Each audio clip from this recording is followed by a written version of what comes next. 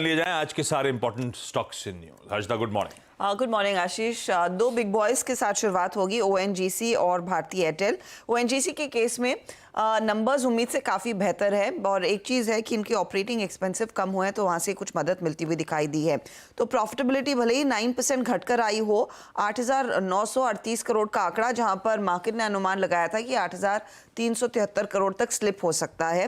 Revenue 2% बढ़ा है, 35,266 करोड़, अनुमान से ये भी बेहतर है।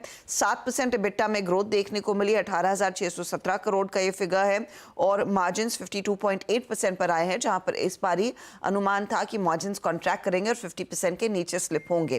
तो ये नंबर्स इनफैक्ट अच्छे हैं। दूसरी तरफ भारती एयरटेल, भारती के केस में प्रॉफिटेबिलिटी का आंकड़ा फार बियॉन्ड एक्सपेक्टेशंस, 4,160 करोड़ का फिगर कंपनी ने पोस्ट किया है, 3620 करोड़ का अनुमान था। लेकिन अगर आप रेवेन्यू देखेंगे 2% ही बढ़ पाया है, ये एब्सोल्युटली इन लाइन है 38,500 करोड़ के आसपास। EBITDA में भी 2% की ग्रोथ देखने को मिल रही है, 19,944 करोड़ पर।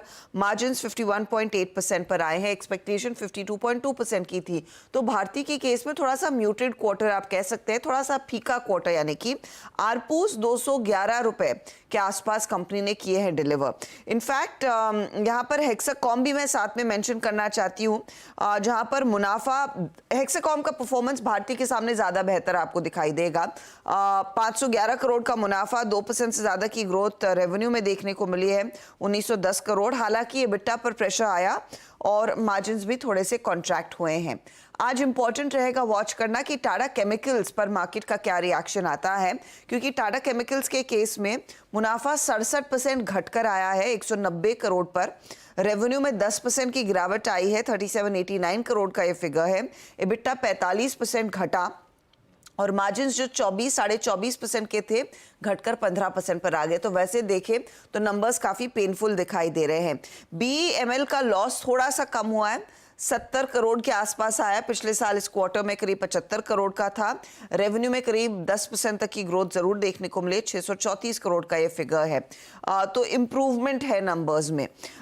दीपक नाइट्राइट, ये परफॉर्मेंस अच्छा है, 35% का इजाफा, मुनाफे में 202 करोड़ का मुनाफा आया है। रेवेन्यू 22% बढ़कर 2,167 करोड़ के आसपास आता हुआ। 47% की ग्रोथ कंपनी के EBITDA में है, 309 करोड़ का आंकड़ा कंपनी ने डिलीवर किया है और मार्जिन्स एक्सपैंड हुए, 12% से बढ़कर 14% पर आए हैं। तो दीपक नाइट्राइट का अच्छा परफॉर्मेंस। ब्रिगेड एंटरप्राइजेस के लिए एक स्ट्रॉन्ग क्वार्टर उभर कर आया है। यहाँ पर स्नाइडर इलेक्ट्रिक के लिए एक स्ट्रॉन्ग क्वार्टर उभर कर आया है। मदरसन सुमी वायरिंग आज रेडार पर रहेगा, वहां पर एक स्ट्रॉन्ग क्वार्टर उभर कर आया है। तो ऐसी कई कंपनियां जहां पर नतीजे अच्छे हैं। खराब नतीजों में सिरमा SGS, और सिरमा में स्पेसिफिकली हाईलाइट कर रही हूँ क्योंकि ये एक बहुत टाउटेड स्टॉक रहा है PMS स्कीम्स में, कई रिटेल निवेशकों के हाथ में है और वहां पर परफॉर्मेंस Q1 में अच्छा नहीं है। JSFC का भी परफॉर्मेंस इनफैक्ट थोड़ा सा खराब ही है। तो ये नंबर्स की बात हुई। एस्टर DM के CEO नितिन शेट्टी ने रिजाइन कर दिया है, तो वो एक सेटबैक है कंपनी के लिए। लुपिन को एक शोकॉज नोटिस मिला है महाराष्ट्र GST अथॉरिटी की तरफ से, 672 करोड़ वसूलना चाहते हैं। और बायोकॉन को एक एस्टैब्लिशमेंट इंस्पेक्शन रिपोर्ट मिली है इनके वाइजैक API फैसिलिटी के लिए, वो स्टॉक भी आज फोकस में।